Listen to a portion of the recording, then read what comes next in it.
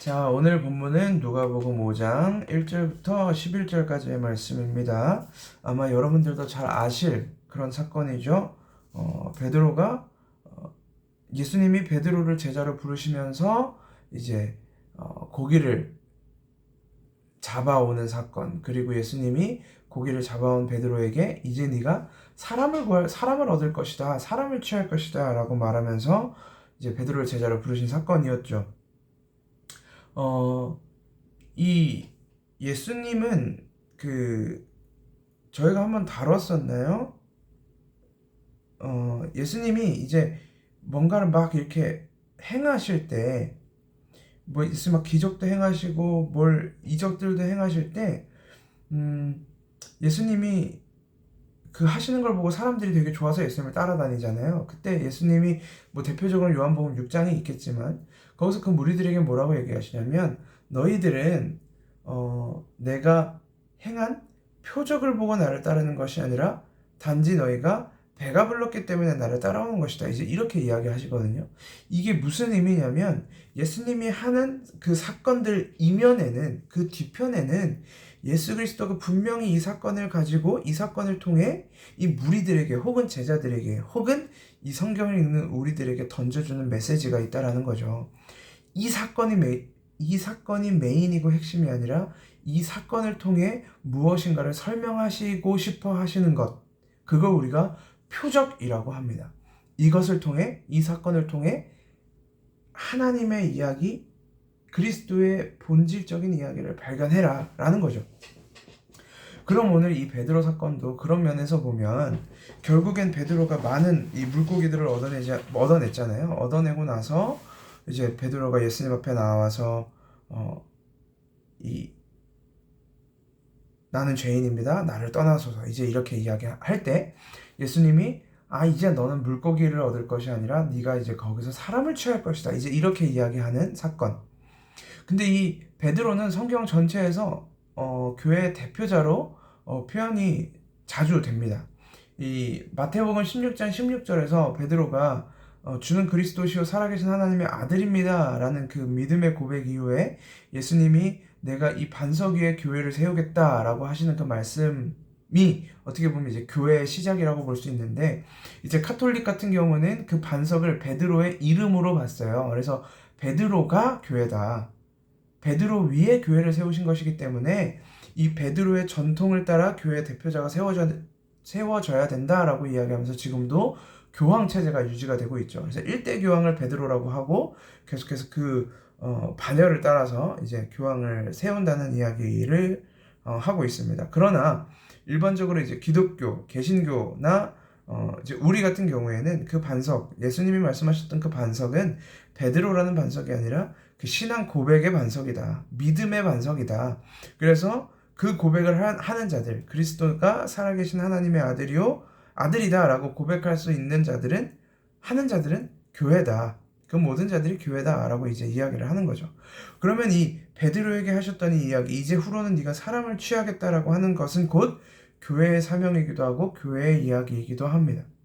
교회는 사람을 얻어내는, 사람을 얻는 존재여야 된다라는 거죠. 그게 건물로서의 교회든 아니면 우리 각자의 존재로서의 교회든. 자, 그럼 사람을 얻는다는 건 무엇이냐? 사람은 우리가 단순히 인기를 모으고 우리의 매력으로 막 우리 주변에 많은 사람들 있잖아요. 뭐 요즘은 뭐 유튜버들이나 아니면 연예인들이나 이제 이런 사람들 많이 모으는데, 그러면 그 사람들이 교회냐?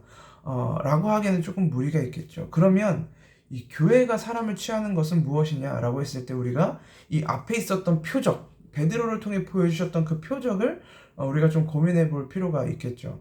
성경 전체에서 사실 이 바다는 심판의 자리 혹은 세상을 상징하는 경우가 굉장히 많아요. 그래서 이 요한계시록에도 보면 이제 이 물에서부터, 바다에서부터 짐승들이 나오거든요. 부정한 짐승들이 나오는데, 그리고 이 물 위를 건너서 배를 지나서 이 홍해가 갈라짐으로써 그 안에 모든 세상적 죽음, 애굽의 죽음이 이루어지고 나의 죽음도 이루어지고, 그리고 나서 약속의 땅으로 광야로 약속의 땅으로 들어가는 사건들이 있죠. 그래서 종종 성경에서 이 바다는, 이 물은 이 속박 아니면 이 세상 아니면 심판을 상징하기도 합니다. 거기서 이 물고기들을 끌어왔다는 것, 물고기들을 건져냈다라는 것, 그것은 무엇을 의미하냐면 그리스도가 없음으로 인해 세상 가운데 있는 이 심판, 세상 가운데 있는 멸망, 저주, 속박, 여기서부터 이 베드로가 물고기들을 건져냈던 것처럼 이제 교회는 세상의 절망과 죽음과 속박과 심판 사이에서 사람들을 건져내는 것이죠. 그것이 단순히 내가 그냥 이 세상 친구로서, 세상 사람으로서 사람을 얻어내는 건 우리에게 큰 의미가 없어요. 그들이 물 밖으로 올라왔을 때, 물고기가 물 밖으로 올라왔을 때 비로소 이제 얻어지는 것이죠. 그래서 훗날 뭐 다른 성경에도 보면 천국은 마치 물고기를 잡으려 그물을 던지는 것과 같다라고 이야기하잖아요. 물론 이제 거기서 좋은 고기는 건져내고 나쁜 고기는 이제 버려진다, 이제 이런 이야기를 하기도 하지만 결국 교회는 이 심판의 바닷속에서, 이 절망과 속박의 바닷속에서 그리스도에게로 사람을 얻어내는 것이 교회의 사명이다.